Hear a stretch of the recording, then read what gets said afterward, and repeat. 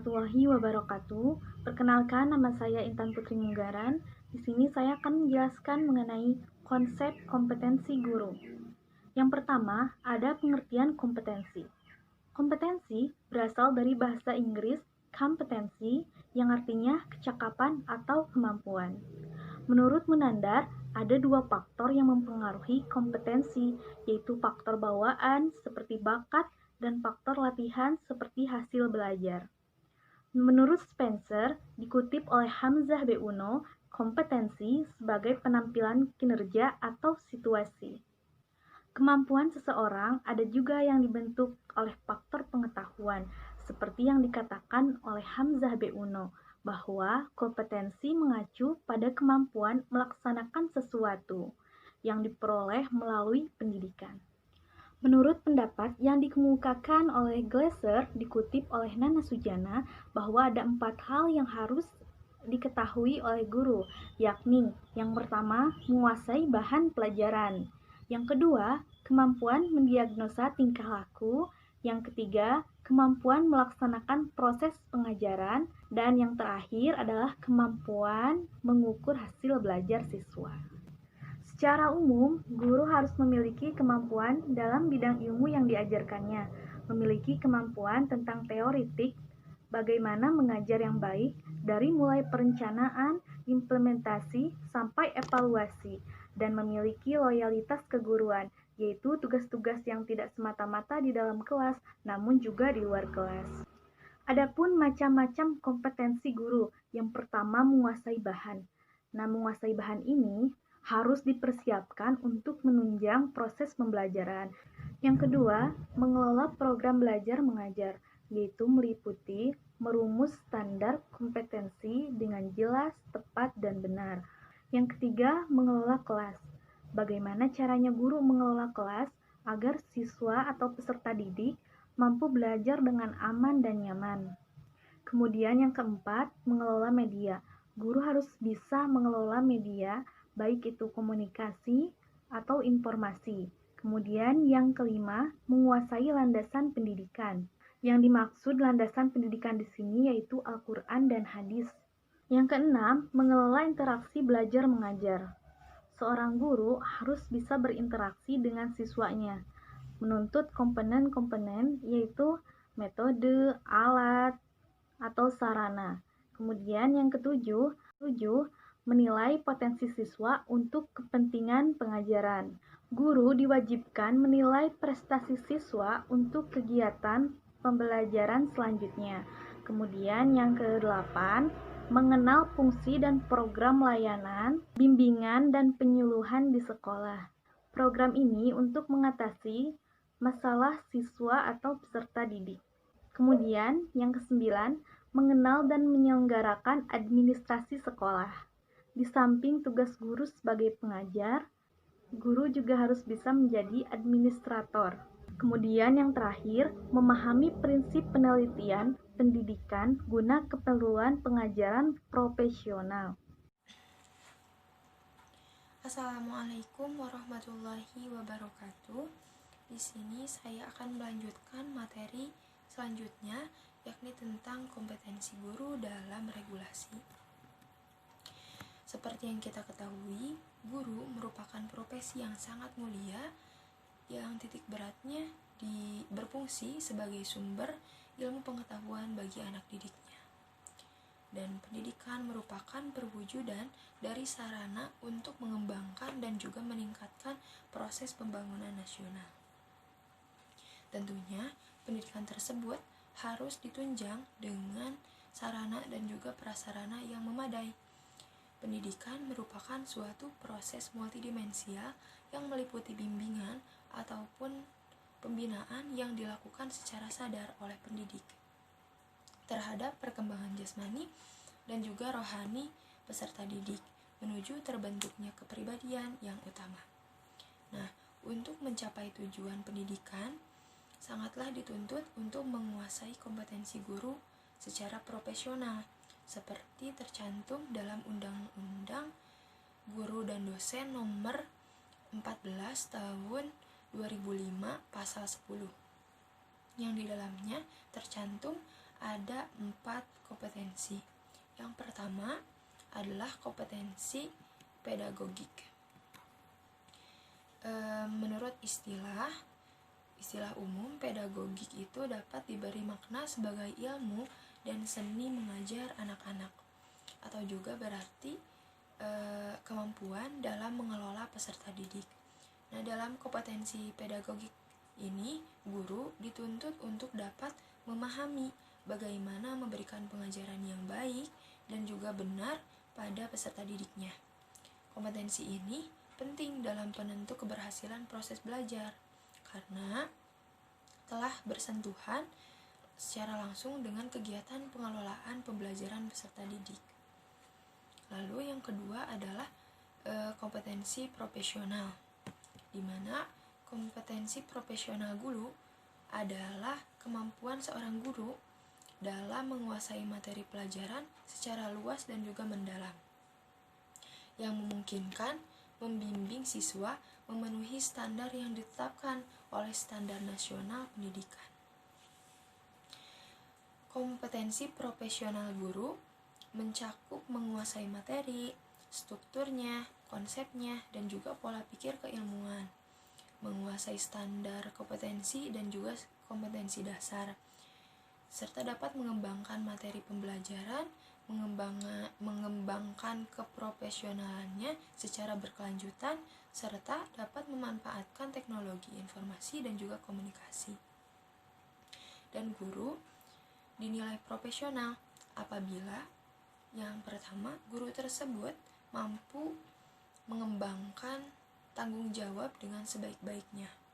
Yang kedua, guru tersebut mampu melaksanakan peranan-peranannya secara berhasil. Yang ketiga, guru tersebut mampu bekerja dalam usaha mencapai tujuan pendidikan ataupun sekolah. Yang terakhir, guru tersebut mampu melaksanakan peranannya dalam proses mengajar dan juga belajar di dalam kelas. Terima kasih. Assalamualaikum warahmatullahi wabarakatuh. Perkenalkan, nama saya Fuad Habibullah. Di sini saya akan menjelaskan tentang kompetensi kepribadian dan kompetensi sosial guru. Pembahasan yang pertama yaitu kompetensi kepribadian. Kompetensi kepribadian guru merupakan faktor terpenting bagi keberhasilan belajar anak didik.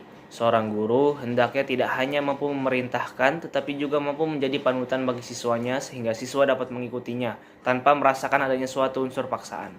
Kepribadian guru, sebagai contoh, tauladan yang baik mempunyai pengaruh langsung terhadap hidup dan kebiasaan belajar para siswa.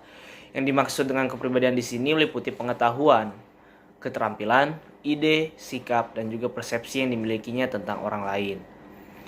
Kompetensi kepribadian yang harus dimiliki oleh guru yang pertama, yaitu kepribadian yang mantap, stabil, dan dewasa.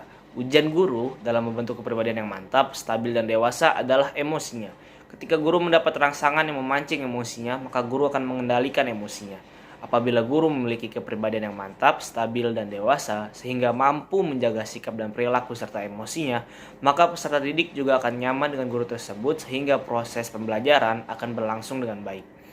Yang kedua yaitu kepribadian disiplin, arif, dan berwibawa. Dalam pendidikan, untuk mendisiplinkan peserta didik maka harus dimulai dengan pribadi guru yang disiplin, arif, dan berwibawa. Untuk mencapai kedisiplinan, guru harus mampu melakukan yang pertama, membantu peserta didik mengembangkan pola pikir perilaku diri sendiri. Yang kedua, membantu peserta didik meningkatkan standar perilakunya. Yang ketiga, menggunakan pelaksanaan aturan sebagai alat untuk menegakkan kedisiplinan. Yang keempat, menjadi teladan bagi peserta didik. Profesi sebagai seorang guru mengharuskan guru memiliki kepribadian yang baik karena menjadi teladan bagi peserta didiknya. Menjadi teladan bagi orang lain bukanlah hal yang mudah karena setiap tindakan yang guru lakukan akan dinilai dan dicontoh oleh peserta didiknya. Agar memiliki akhlak yang mulia, maka niat guru dalam mendidik haruslah ikhlas, tidak semata-mata untuk mencari keuntungan, tetapi untuk membentuk peserta didik menjadi manusia yang berkualitas dan berkepribadian bagus. Pembahasan yang kedua tentang kompetensi sosial. Kompetensi sosial adalah kemampuan guru untuk berkomunikasi dan berinteraksi secara efektif dan efisien dengan peserta didik, sesama guru, orang tua atau wali peserta didik, dan masyarakat luas. Kompetensi sosial seorang guru juga sangat penting karena guru harus dapat berkomunikasi dan berinteraksi dengan baik. Sebagai makhluk sosial, guru haruslah berperilaku santun, mampu berinteraksi dengan lingkungan secara efektif, dan harus mampu mempunyai rasa empati terhadap orang lain. Sentuhan sosial menunjukkan bahwa seorang guru dalam melaksanakan tugasnya harus dilandasi nilai-nilai kemanusiaan dan kesadaran yang akan menjadi kemaslahatan masyarakat secara luas. Guru harus berusaha mengembangkan komunikasi dengan orang tua peserta didik sehingga terjalin komunikasi dua arah yang berkelanjutan. Dengan adanya komunikasi dua arah, peserta didik dapat dipantau secara lebih baik dan dapat mengembangkan karakternya secara lebih efektif. Berdasarkan hal yang sudah saya jelaskan tadi, seorang guru harus memiliki kompetensi sosial baik agar dapat memperlancar dalam tujuan pendidikan. Seorang siswa akan merasa nyaman dan segan ketika seorang guru mampu berkomunikasi dengan baik dengan siswanya. Kompetensi sosial yang dimiliki guru minimal memiliki kemampuan untuk berkomunikasi secara lisan, tulisan maupun isyarat, mengoperasikan teknologi komunikasi dan informasi, bergaul secara efektif dan efisien, bergaul yang sesuai dengan nilai norma masyarakat. Mungkin itu saja yang dapat saya sampaikan. Kurang lebihnya mohon maaf. Wassalamualaikum warahmatullahi wabarakatuh. Bismillahirrahmanirrahim. Saya Gulam Insan Kamil. Di sini saya akan menjelaskan kompetensi kepribadian guru dalam regulasi. Kepribadian adalah keseluruhan dari individu yang terdiri dari unsur psikis dan fisik. Dalam makna demikian, seluruh sikap dan perbuatan seseorang merupakan satu gambaran dari kepribadian orang itu, asal dilakukan secara sadar. Kompetensi kepribadian guru mencakup sikap, attitude, nilai-nilai atau value, kepribadian, personality, sebagai elemen perilaku dalam kaitannya dengan performance yang ideal sesuai dengan bidang pekerjaan yang dilandasi oleh latar belakang pendidik, peningkatan kemampuan dan pelatihan, serta legalitas kewenangan mengajar. Yang dimaksud kompetensi kepribadian di dalam peraturan pemerintah nomor 19 tahun 2015 pada pasal 28 ayat 3 ialah kemampuan kepribadian yang mantap, stabil, dewasa, arif dan berwibawa, menjadi teladan bagi peserta didik dan berakhlak mulia. Dan menurut Samani Mukhlas, secara rinci kompetensi kepribadian mencakup hal-hal sebagai berikut: berakhlak mulia, arif dan bijaksana, mantap, berwibawa, stabil, dewasa, jujur, menjadi teladan bagi peserta didik dan masyarakat, secara objektif, mengevaluasi kinerja sendiri, dan mau siap mengembangkan diri secara mandiri dan berkelanjutan.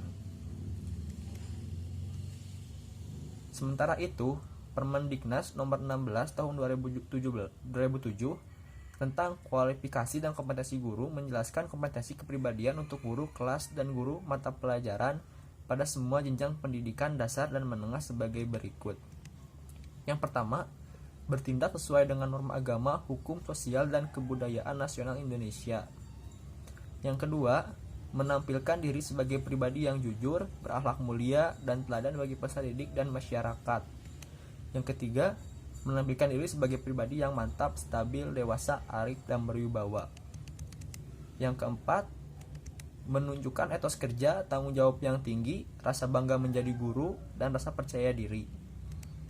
Yang kelima, menjunjung tinggi kode etik profesi guru, mencakup memahami kode etik profesi guru, menerapkan kode etik profesi guru, dan berperilaku sesuai dengan kode etik guru.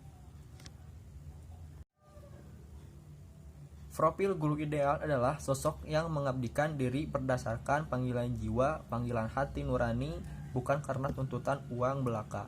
Tidak membatasi tugas dan tanggung jawabnya, tidak sebatas dinding sekolah. Masyarakat juga jangan hanya menuntut pengabdian guru, tetapi kesejahteraan guru pun perlu diperhatikan. Guru dengan kemuliaannya dalam mengerjakan tugas tidak mengenal lelah. Hujan dan panas bukan rintangan bagi guru yang penuh dedikasi dan loyalitas untuk turun ke sekolah agar bersatu jiwa dalam perpisahan raga dengan siswa. Raga guru dengan siswa boleh berpisah. Oleh karena itu, dalam benak guru hanya ada satu kiat bagaimana mendidik siswa agar menjadi manusia dewasa, susila yang cakap dan berguna bagi agama, nusa, dan bangsa di masa yang akan datang. Mungkin cukup sekian yang bisa saya sampaikan.